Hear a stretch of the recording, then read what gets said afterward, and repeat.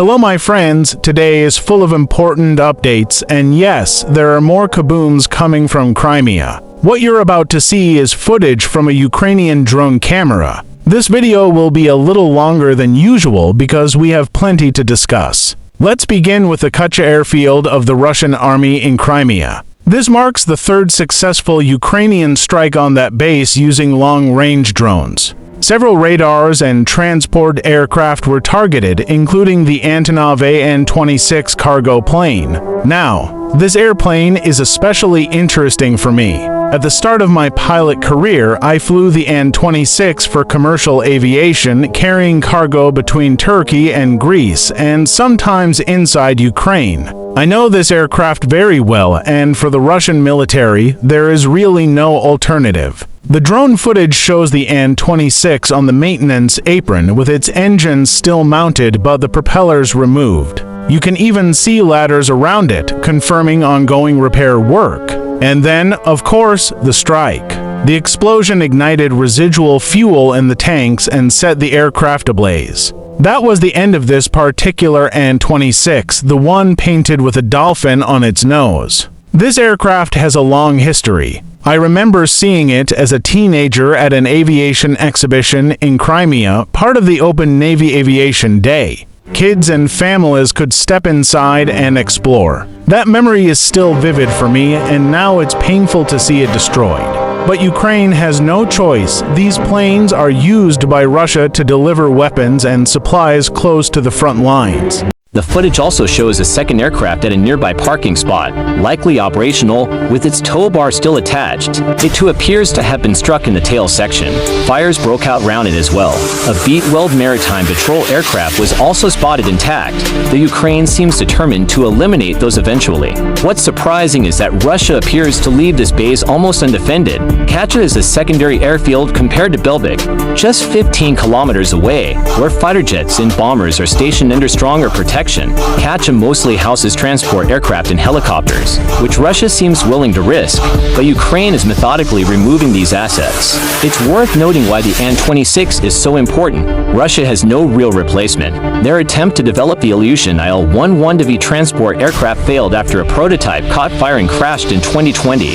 Western sanctions cut off access to critical parts, and redesigning it with Russian or Chinese components has proven impossible so far. So Moscow is forced to rely on Soviet-era An-26s, aircraft built decades ago. Now, zooming out from Crimea, Ukraine also struck a gas pumping station in occupied Luhansk. This was a critical facility supplying the local thermal power plant.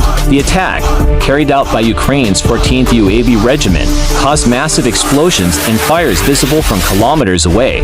With winter approaching, Russia will struggle to repair this infrastructure quickly. On the aviation front, Russia also lost a Su-34 fighter bomber. The jet was attempting to bomb Ukrainian positions in the south when it was intercepted, possibly by a Patriot missile or by an air-to-air missile. The crash was later confirmed by Russian military bloggers themselves. Both pilots were killed. For Ukraine, this is an important success. The Su-34 is heavily used to drop glide bombs on cities and frontline positions. Meanwhile, Russia continues to strike civilian infrastructure. For example, gliding bombs were recently dropped near Dnipro region villages, with several structures destroyed. Surveillance drones coordinated these attacks. Ukraine desperately needs more air defense and more counter-drone capabilities to stop such strikes. Russia also claims to have hit a Patriot radar system near Dnipro with an Iskander ballistic missile using cluster munitions. The images are inconclusive. It might have been a real system, or possibly just a decoy. Independent analysts are still working to geolocate and verify this strike. On the naval front, Russia has shifted most of its Black Sea fleet away from Sevastopol to Novorossiysk. And even there, Ukrainian naval drones have already demonstrated reach. Nowhere in the Black Sea is safe for Russia's ships anymore. At the same time, Russian aircraft continue aggressive patrols near NATO airspace. Recently, MiG-31s and Su-30s were intercepted over the Baltic Sea.